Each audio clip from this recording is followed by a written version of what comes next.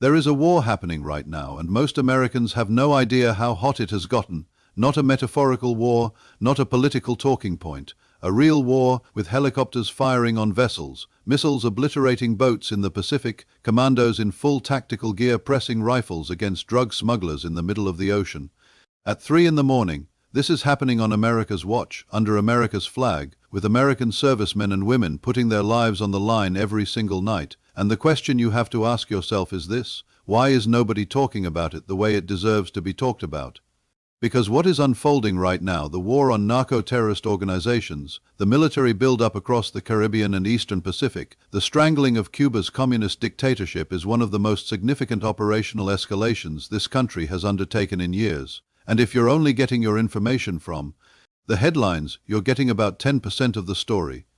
This is the full picture. This is what's really happening. And before we go any further, if this kind of real, unfiltered, no corporate filter journalism matters to you, then hit that subscribe button right now. Hit the like button, turn on notifications, because this is the content the mainstream press doesn't have the guts to deliver the way it needs to be delivered. Now let's get into it.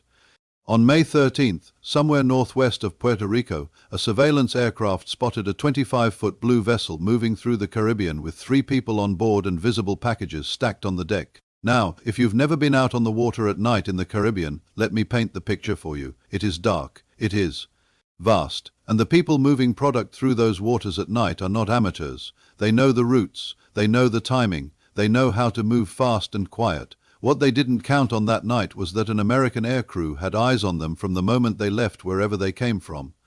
The Caribbean Air and Marine Branch tracked that vessel as it approached Puerto Rico, every movement logged, every course correction noted. By May 14th, the San Juan Marine Unit had deployed 2 coastal interceptor vessels guided by those air crew vectors, with a U-60 Black Hawk helicopter crew providing support from above. This was not a random encounter. This was a coordinated, multi-asset interdiction operation executed with military-grade precision by U.S. Customs and Border Protection agents who trained for exactly this scenario.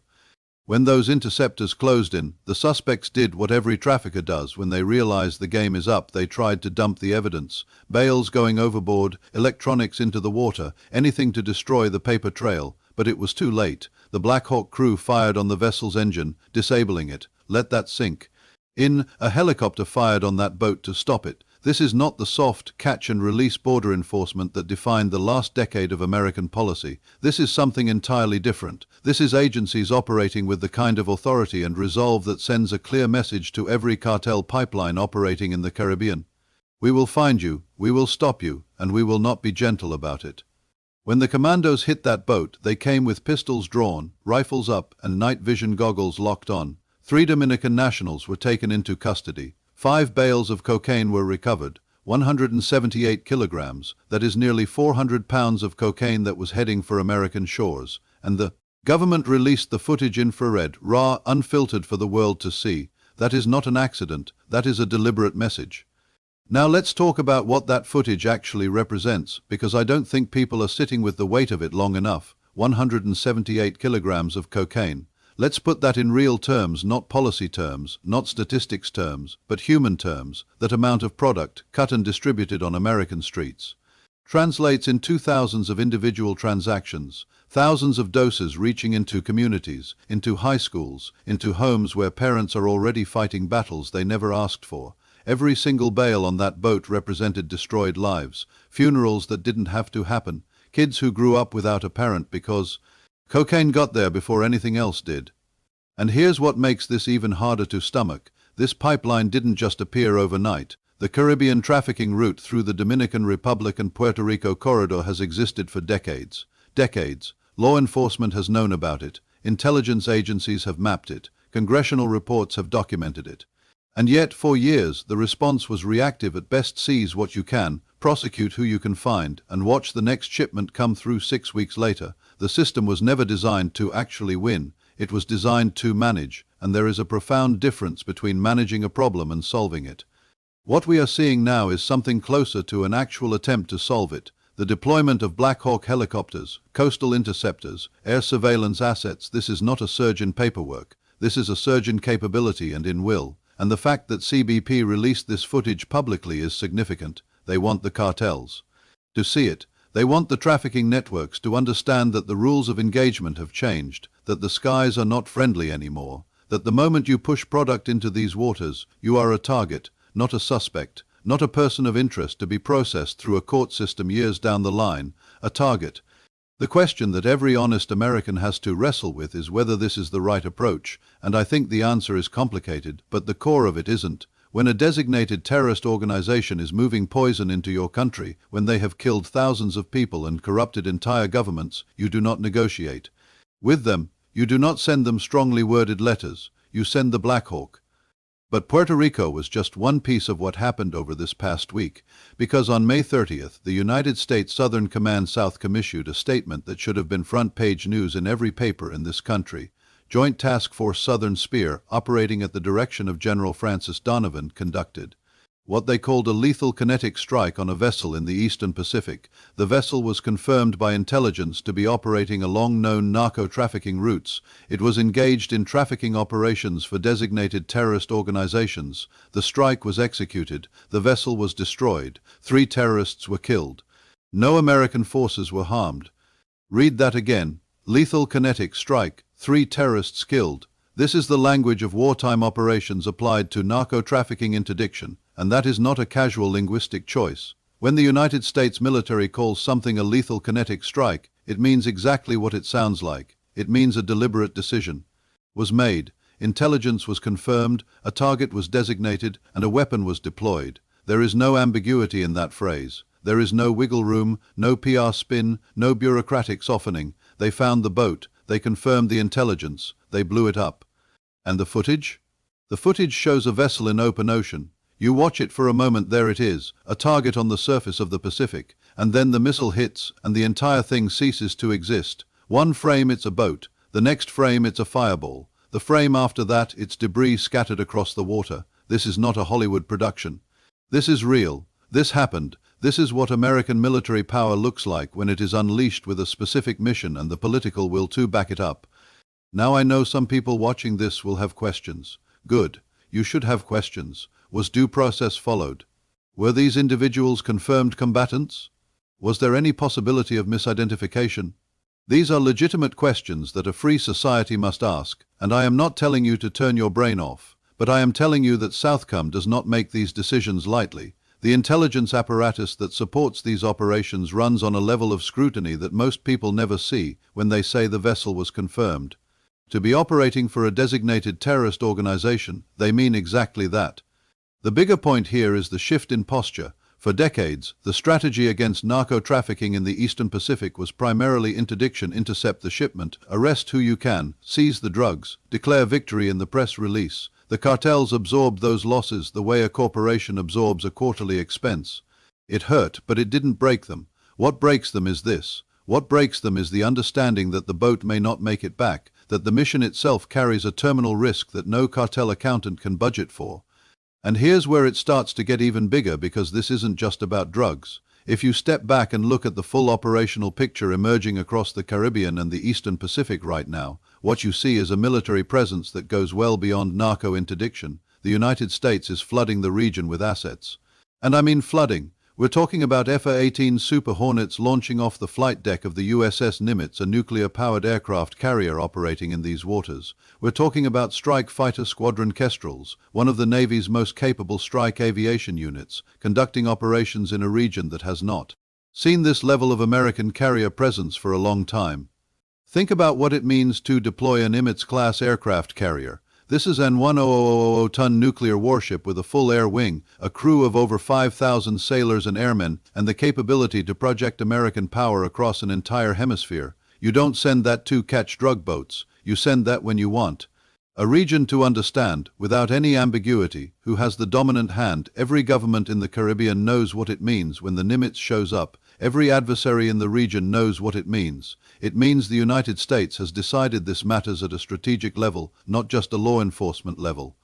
And the partnerships are expanding too. Southcom has been working directly with Colombia, Costa Rica, and Panama on joint operations to disrupt cartel and narco-terrorist networks. Multiple vessel captures coordinated across these nations. Intelligence sharing, joint task forces, synchronized operations. This is the kind of regional Architecture that takes years to build and requires enormous diplomatic and military capital to maintain. The fact that it is producing results right now, multiple boat seizures, multiple strikes, multiple captures, tells you that the framework is working, but it also tells you that the scale of the problem demands this level of response. We are not chasing down a few rogue operators. We are dismantling a network that spans multiple countries and multiple oceans. If you're watching this and thinking, good, finally you're right. If you're watching this and thinking, wait, why wasn't this happening 10 years ago, you're also right. And that question, the why wasn't this happening question, is one that the people who ran American foreign and drug policy for the last 2 decades need to answer. In front of a camera, under oath, without a lawyer whispering in their ear. And if this level of coverage, the real stuff, the stuff that actually matters, is what you want more of, then do me a favor right now. Scroll down and hit subscribe. Leave a comment and tell me what you want covered next, because this is not the last chapter of this story. This is chapter 1. But there is another dimension to all of this that the media keeps dancing around, and I am done being subtle about it. Cuba, the island 90 miles off the coast of Florida, the last communist dictatorship in the Western Hemisphere that the United States has been tiptoeing around for over 60 years while it exported revolution, harbored terrorists, and served as a platform for America's adversaries to project influence into this hemisphere. Cuba just conducted a massive military exercise. They rolled out their coastal defense systems. They showed off their missiles. They moved troops. And the Cuban government wants you to see it as a show of strength, as a deterrent, as a signal to Washington that Havana is not intimidated by the American military buildup happening all around it. Let me tell you what that exercise actually was. It was theater. It was a government terrified of its own irrelevance, rattling equipment that would last approximately 48 hours in any serious confrontation with American forces, trying to convince its own people that it has the power to resist what's coming. Because here's what's actually happening in Cuba right now, and I want you to understand this clearly. A Russian oil tanker carrying 242,000 barrels of diesel fuel that Cuba desperately needed changed course. It was bound for Havana. It turned around. It is now heading to South America. That ship's at idle in the Atlantic. For a month before it turned. A month. Why would a tanker loaded with product that its destination is begging force it idle for 30 days and then divert? Because the pressure being applied, economic, diplomatic, and I would argue implicitly military, has made delivering that fuel to Cuba a risk that even Russia is not willing to absorb right now. And what does that mean for ordinary Cubans? It means the power runs for a few hours a day. It means the hospitals are operating on backup generators that are running out of fuel. It means fuel on the black market has hit over $40 a gallon on an island where the average monthly wage is the equivalent of about $25. The people of Cuba are suffering under a dictatorship that has never cared about them, and the walls are closing in on that regime in ways they haven't been in decades. Cuba's fuel reserves are empty. Their Russian lifeline is being severed. Their military exercises impress nobody with a functioning intelligence assessment, and the United States is right there. Carrier groups, interceptors, strike fighters, special operations assets tightening the screws in a way that is deliberate, sustained, and unmistakably intentional. Whether the endgame is regime collapse through economic strangulation or something more direct, the trajectory is clear. This dictatorship's days are numbered, and 60 years of American foreign policy timidity toward Havana may finally be coming to an end. So let me pull back now and give you the full picture, because I think it's important to stand back and look at what is happening across all of these theaters simultaneously, because when you see it all together, it's not a series of disconnected events, it's a strategy. You have the Caribbean Corridor CBP with Black Hawk helicopters, coastal interceptors, air surveillance actively dismantling the Dominican and Caribbean drug pipelines that have been funneling cocaine into the American Northeast for generations. You have the Eastern Pacific Southcoms Joint Task Force Southern Spear conducting lethal strikes on confirmed narco-terrorist vessels and working with regional allies on coordinated seizures. You have the USS Nimitz and its full air wing operating in the region, projecting power that goes beyond drug interdiction into the realm of strategic dominance. And you have Cuba isolated, fuel-starved, watching its Russian patron get squeezed out, rattling its obsolete military hardware at a superpower that could dismantle it in a weekend if it chose to. This is not a coincidence. This is a campaign, and I think it deserves to be covered as one, rather than as a series of isolated press releases that get scrolled past in between celebrity gossip and political screaming matches. If this is the journalism you want to see more of, unflinching, deep, no spin, no corporate filter, then subscribe right now. Hit the like button, drop a comment below and tell me what you think. Do you want the strikes to continue? Do you think the Cuba strategy is the right call? Do you think the media is covering this the way it deserves to be covered? Tell me, because this conversation does not stop here. The story is moving fast, and I will be right here every single day making sure you don't miss a thing.